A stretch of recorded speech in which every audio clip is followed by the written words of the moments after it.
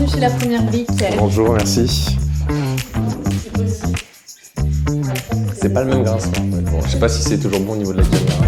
Donc, je m'appelle Jérémy, j'ai 31 ans, je suis ingénieur en électronique. J'investis depuis 2022 sur La Première Brique. Donc j'ai découvert le crowdfunding immobilier à la télé grâce à un reportage sur Capital sur M6. C'est ça qui m'a donné envie de m'y intéresser. J'avais envie d'améliorer le rendement de mon épargne. J'ai mis une petite somme et c'est les premiers revenus qui m'ont donné envie de continuer.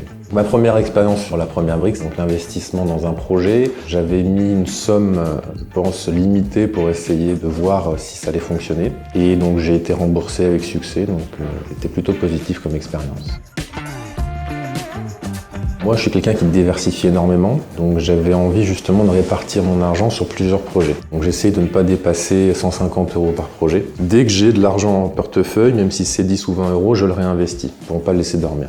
Pour choisir un projet sur La Première Brique, il y a plusieurs critères. Donc moi, j'essaye de me concentrer sur le rendement, les garanties du projet, la marge, est-ce qu'on est au-delà de 10%, c'est quelque chose que j'apprécie. Et je me renseigne aussi sur la typologie de projet. J'essaye de comprendre vraiment, on va dire, la logique du projet, le marchand de biens, où est-ce qu'il y a la valeur ajoutée, pour me rassurer, on va dire, sur l'investissement que je vais faire. Alors j'ai eu effectivement un retard sur un projet, j'ai été bien accompagné par les équipes de La Première Brique et je pense que c'est des choses qui restent sous contrôle, donc ça ne m'a pas inquiété.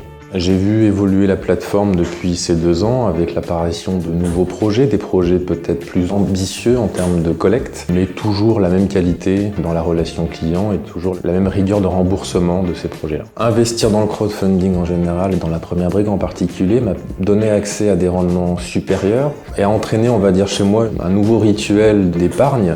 Donc chaque mois, je mets de côté un certain montant pour essayer de le répartir sur différentes plateformes, différents supports d'investissement. Ça m'a permis de gagner en discipline, on va dire, dans l'investissement.